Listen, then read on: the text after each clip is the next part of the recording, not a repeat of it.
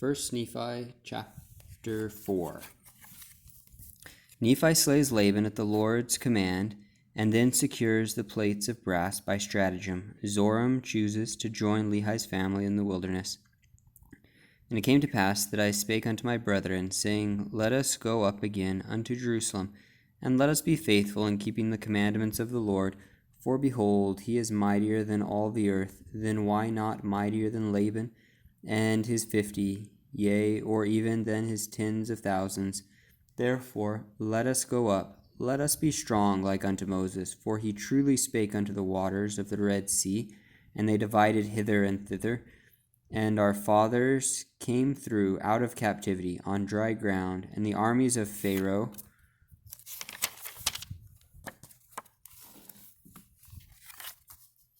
did follow and were drowned in the waters of the Red Sea.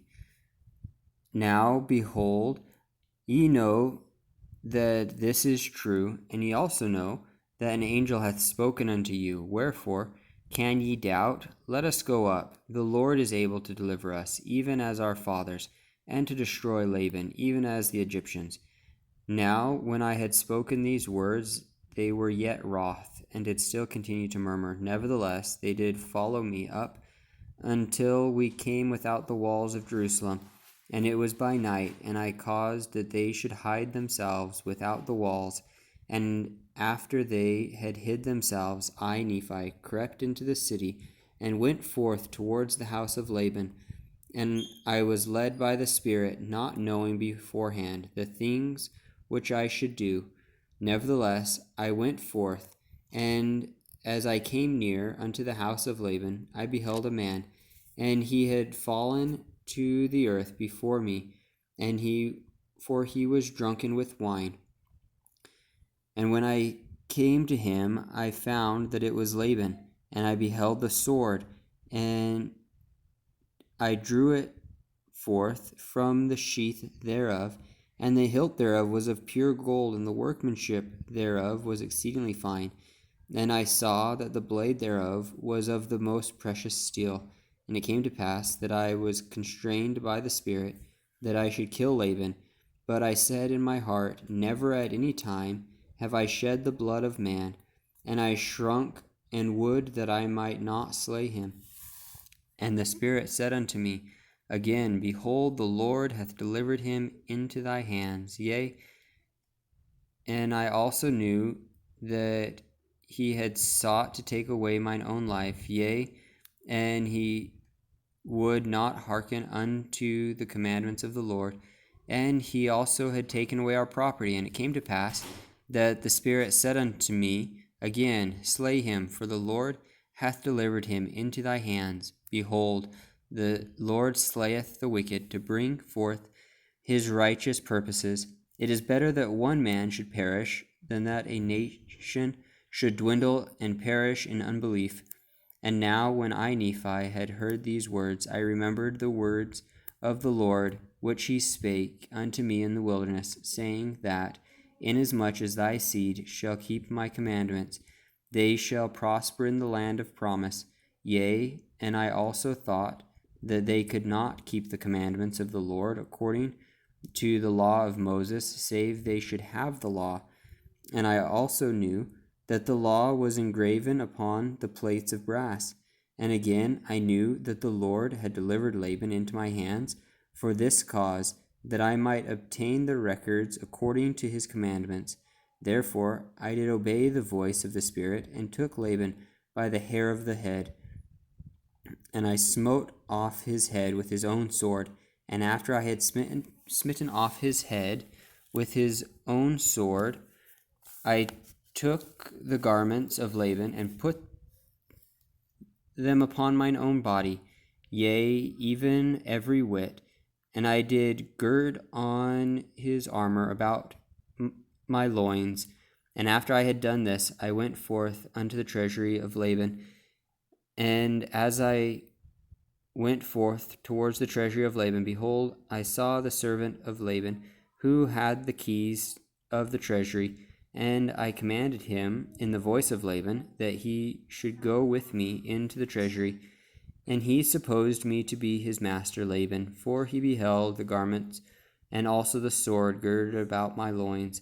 And he spake unto me concerning the elders of the Jews, he knowing that his master Laban had been out by night among them.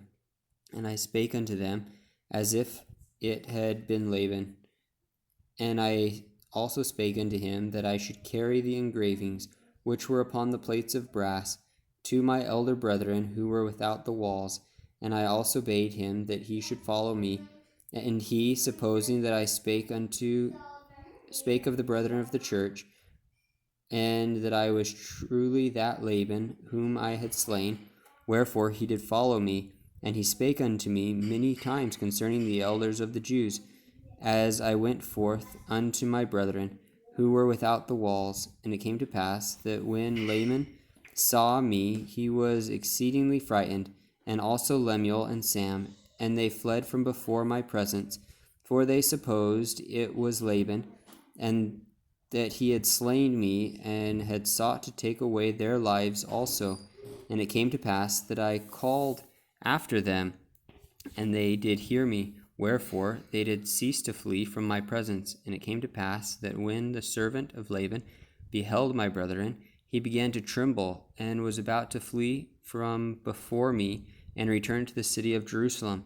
And now I, Nephi, being a man large in stature, and also having received much strength of the Lord, therefore I did seize upon the servant of Laban, and held him, that he should not flee. And it came to pass that I spake with him, that if he would hearken unto my words, as the Lord liveth, and as I live, even so, that if he would hearken unto our words, we would spare his life.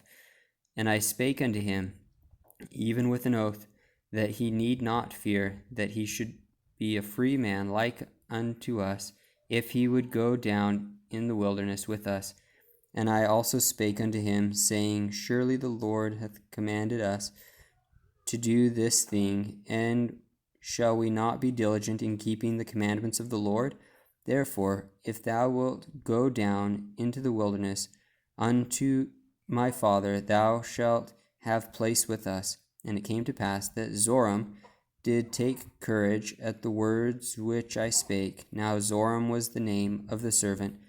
And he promised that he would go down into the wilderness unto our father, yea, and he also made an oath unto us that he would tarry with us from that time forth. Now we were desirous that he should tarry with us for this cause, that the Jews might not know concerning our flight into the wilderness, lest they should pursue us and destroy us. And it came to pass that when Zoram had made an oath unto us, our fears did cease concerning him. And it came to pass that we took the plates of brass and the servant of Laban, and departed into the wilderness, and journeyed unto the tent of our father.